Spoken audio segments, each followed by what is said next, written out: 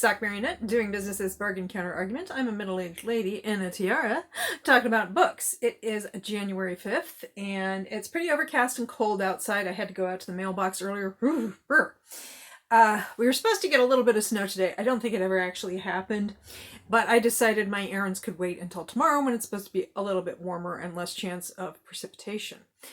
The earworm this morning was A Joy to the World. That's the Three Dog Night, the Jeremiah Was a Bullfrog song from the, I believe, 60s or early 70s. Link in the description. And it is the 12th day of Christmas. I know. This is the last ornament of the 12 days of Christmas. It is 12 drummers drumming. Look at them drum. And of course the background is drums. So that's lovely. It's going to go over on the other side of the tree, so I'm not going to try to put it on there just yet. And I actually have 2 gold-plated ornaments left because when my dad ordered this, it was like an ornament of the month deal where he got one every month, or we did. And I think when he ordered it, he got a bonus 13th ornament, and I don't know if that was because he paid for the entire subscription up front or if it was a another kind of discount or deal or something, but we did. So, yeah. So this is the one I'm taking off the tree today. It is a sleigh, ooh, with a teddy bear up at the top. And a teddy bear, actually there's one facing forward and one facing aft. And I don't know if they are actually, it looks like they might actually be piloting this thing. Tomorrow, of course, is January 6th, Epiphany, Three Kings Day in some traditions. And I will be taking the 13th ornament off the tree and also talking about my plans for 2026, both reading and for this channel. It's very strange because I've been doing this every day since December 1st, so it's a little bit strange to be coming to the end of it. And today, the 12th day of Christmas, I am going to be going back to my roots and perennial content on this channel, and actually it was the first video that I recorded, which was on January 2nd, 2025. Yeah, it's 2026 now. And that was a library, what did I call it? Book on haul, because they're going back to the library. Yeah, it's library returns / book on haul. And I have some books that are going back to the library, and that'll be something I think I'm going to do that tomorrow when, as I said, the weather's going to be nicer. And in honor of that, I'm going to show another ornament from the tree, and I think I mentioned this in a previous video. This one's going to go back on the tree, though. And that is this ornament that celebrates Russell Library, which is my hometown library here in Middletown, Connecticut. So I just thought I'd take that off and show it because these books are in fact going back to Russell Library. Okay, and the first book is, I finished this before Christmas actually, Blind Date with a Werewolf by Patricia Briggs. This is Christmas adjacent.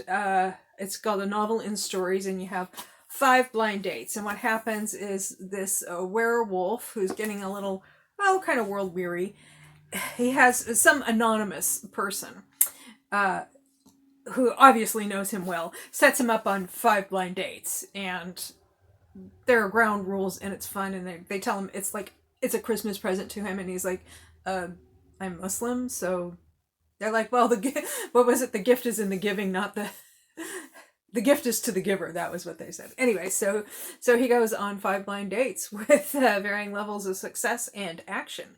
I enjoyed that. It was pretty good. Let's see, what else did I read? I'm trying to get these in the order that I read them. Fall I Want by Lyra Parrish. I really, really liked this one a lot. I will definitely be reading from her again. So this is a fall romance, as you can tell from the cover, and it is fake dating. And that is kind of a thing that I'm into. I love fake dating. I love fake relationships. And something develops from there.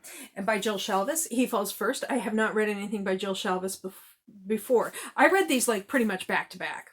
And they're very different. They're both contemporary romances. And the one by Jill Shalvis. Okay, so we have a couple of people who are dealing with some damage and they get to come together.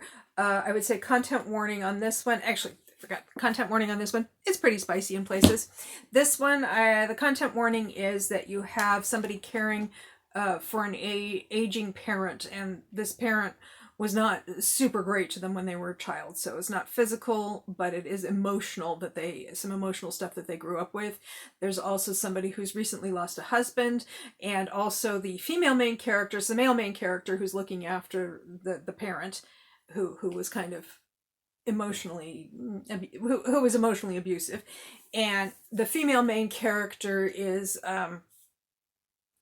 has just gotten out of an emotionally abusive relationship, and actually did turn a little bit physical in places. So that's just definitely something to know about going in. I did like it, and I will be reading from Jill Shalvis again.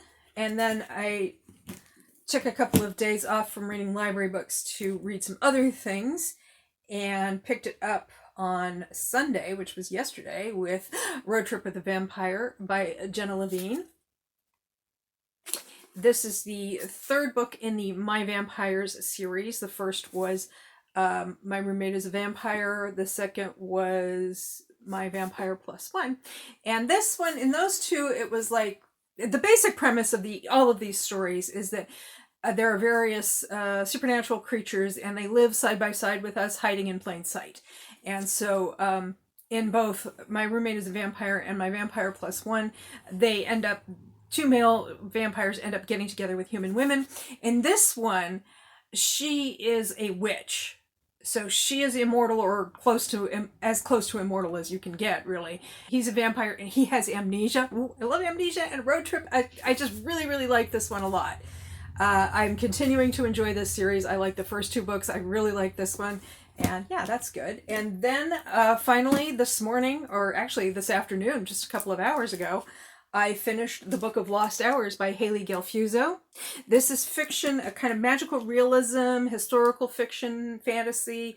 It was the book club pick for Good Morning America, and I can see why. I think it moves along very quickly. It also has some interesting philosophical ideas about the nature of time and memory. In it, we have Lizaveta, who is a little girl in Nuremberg in 1938, and her father is a clockmaker, and their shop is attacked on Kristallnacht, and he kind of shoves her into this space to keep her safe. And it's actually kind of this place where time and memory live, and she's safe, but she's also kind of lonely. But she learns how to develop as a person and grow in that circumstance, and form relationships.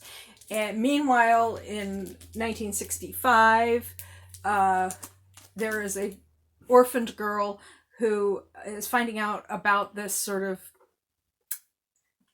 ability that some people have to go into this space and to alter memories, remove people from existence, including including everyone's memory of them, and how this is being used for sort of tactical, strategic, political ends.